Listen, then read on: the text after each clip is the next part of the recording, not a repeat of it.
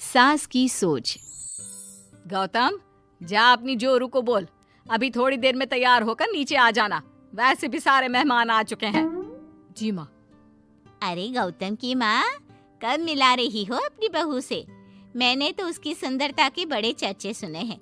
आज हम भी तो देखे कितनी सुंदर है। वैसे मेरी बहू से तो कम ही होगी। काकी, भाभी इतनी सुंदर है ना कि हमको डर है कहीं किसी की बुरी नजर ना लग जाए। देखते हैं कितनी सुंदर है। अरे अब चुप कर और देख अपनी भाभी को, तैयार हुई या नहीं। अरे लो, भाभी आ गई। अरे कितनी सुंदर है, इसके चेहरे पे तो चांद सी चमक है। सुन रिमझिम, क्या नाम है तेरी भाभी का? सही पहचाना आपने, चांदनी है मेरी भाभी का नाम। क्या हुआ काकी, मुंह से बाहर शब्द नहीं निकल रहे? या चांदनी भाभी की चांद सी सुंदरता ने आपका मुंह बंद करवा दिया? हाँ, सुंदर तो है, पर सुंदरता से क्या होता है? लड़की में गुण भी तो होने चाहिए। मेरी बहू में सुंदरता के साथ साथ संस्कार भी है। अरे वाह गौतम, सच्ची में तुम्हारी बीवी बहुत सुंदर है। हाँ, एकदम चांद जैसे अलग चमक रही है तुम्हारी बीवी इस पूरी पार्टी में। बात तो तुम एकदम सही कह रहे हो। इस भीड़ में भी सबसे अलग चमक रही है मेरी चांदनी। आज इस पार्टी में तुम्हारी बीवी की सुंदरता ने 4 चांद लगा दिया है।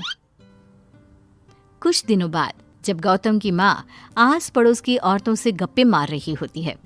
माँ जी, मेरी माँ की तबीयत थोड़ी खराब है, आप इजाजत दो तो क्या मैं और गौतम एक बार वहाँ हो आए?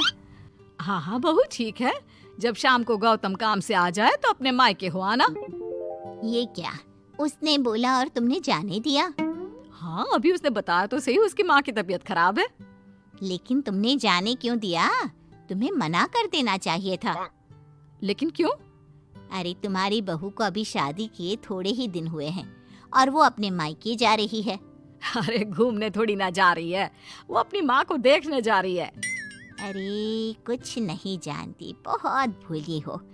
ये बहुएं बस बहाने बनाती हैं अपने मायके जाने के लिए। मैं तो कहती हूँ तुम अपनी बहू पे थोड़ा ध्यान दो। एक तो तुम्हारी बहू रूप की सुंदर है, कहीं तुम्हारे बेटे को बहला फुसला ना दे। अरे लेकिन वो ऐसा क्यों करेगी? और वैसे भी वो ऐसी नहीं है, वो मेरा बहुत ध्यान रखती है। तुम ना आजकल के बच्चों को नहीं जानती। शुरू शुरू में ये सास की सेवा करना, परिवार का ख्याल रखना बहुत अच्छे से जानती है और पीठ पीछे अपने पतियों को परिवार से अलग होने की सलाह देती रहती है। क्यों बहनों, क्या मैं गलत कह रही हूँ? हाँ वैसे बात तो सही है आपकी। और पता है, मेरी बहन की बेटी की शादी को अभी 1 महीना भी नहीं हुआ और उसका बेटा अपनी बीवी की हर बात मानता है। और तो और अपनी बीवी के लिए अपनी माँ से लड़ता भी है। पूरा का पूरा अपनी जोरू का गुलाम बन गया है। तुम्हारी बहू वैसे भी इतनी सुंदर है, ऊपर से पढ़ी लिखी भी है। और आजकल की पढ़ी लिखी लड़कियां अपने पति को चिकनी चुपड़ी बातों में फंसाकर अपना काम निकलवाना जानती है। हाँ। अरे हाँ, पर मेरी बहू चांदनी समझदार है। हाँ यही तो बात है, तुम किसी के चेहरे पे देखकर उसके दिमाग में क्या चल रहा है वो थोड़ी ना बता सकती हो। और हाँ, अपनी बहू के चांद से सुंदर चेहरे को देखकर धोखा मत खा जाना। अरे जरूरी थोड़ी ना है जो इंसान चेहरे से सुंदर हो वो मन से भी सुंदर हो, क्योंकि चांद पे भी तो दाग होते हैं। थोड़ी देर बाद सभी अपने अपने घर चले जाते हैं। शाम को चांदनी और गौतम घर आते हैं। और बहू, माँ को देखाई? जी माँ जी, अब थोड़ा ठीक है। बहू, अब तुम्हारा घूमना फिरना हो गया हो तो घर के कामों में मेरा हाथ बटाओ। जी माँ जी। मेरा ये घुटनों का दर्द कभी भी शुरू हो जाता है। बहू, लगता है आज सारा काम तुझी को करना होगा। कोई बात नहीं माँ जी, काम ही तो है, काम तो होता रहेगा। आप पहले अपना ख्याल रखिए। ठीक है, अब तो इतना बोल ही रही है तो मैं अपने कमरे में आराम करने जा रही हूँ।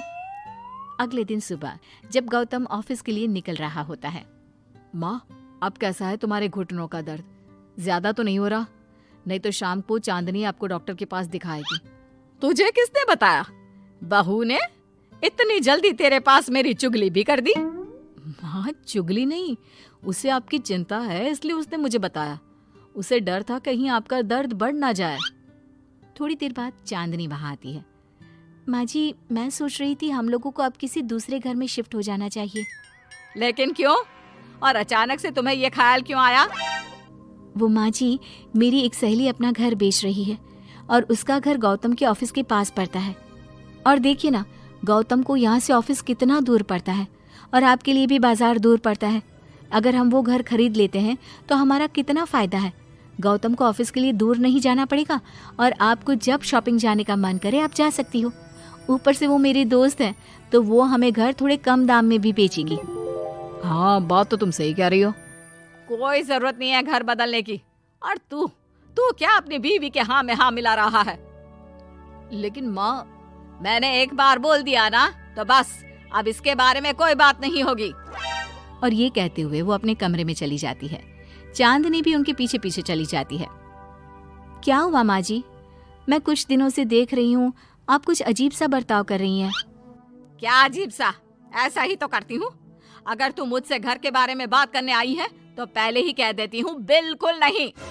नहीं माँ जी, घर के बारे में बात करने नहीं आई। माँ जी, मुझसे कोई गलती हो गई है क्या?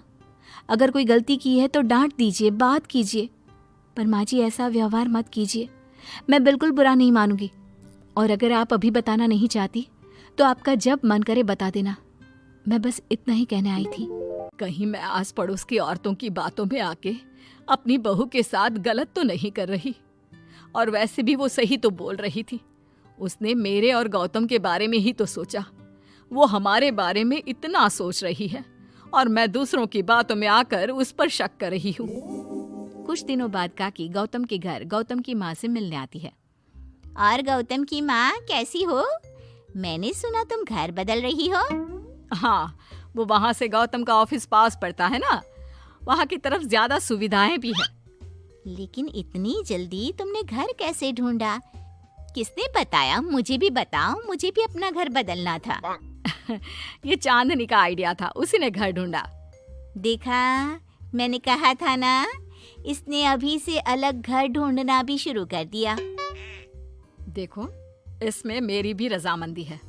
और तुम क्या मेरी बहू की जासूसी करने यहाँ आती हो या मेरा हाल चाल पूछने? मैं तो बस। और एक बात मेरी ध्यान से सुन लो, मेरी बहू भी सुंदर है, उसका मन भी उसी की तरह सुंदर है। और एक बात, चांद में दाग जरूर होते हैं, पर जिस तरह आसमान के सभी तारे मिलकर चांद जैसी चमक नहीं दे सकते, उसी तरह मेरी बहू चांदनी की सुंदरता और खूबियों की बराबरी तुम्हारी या और किसी की बहू नहीं कर सकती। कहने की जरूरत नहीं। काकी कोई भी जवाब दिए बिना चुपचाप वहां से उठकर चली जाती।